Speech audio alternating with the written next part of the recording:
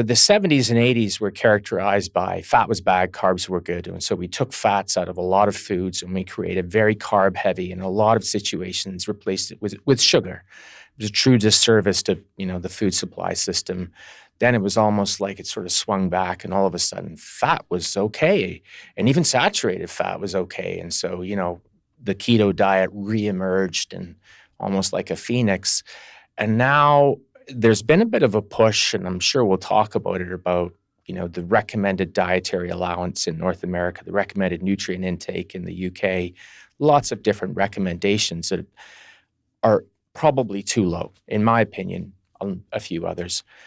And so the pendulum becomes, well, we need to get protein because we're not getting enough. But that's not the message. It's actually, a lot of people are getting more than enough. But maybe there are more people than we thought who aren't quite making it.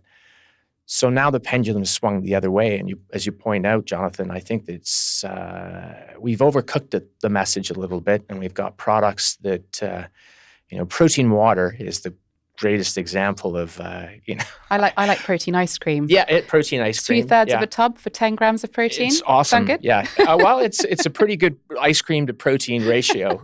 But yeah, it's odd to see protein appearing in places where I don't think it has any business belonging, because nobody's truly in our societies deficient in protein. There may be a few people who are just a little bit under what I think is the recommended intake, but I certainly don't think that, it needs to be put into a lot of the foods where it's appearing.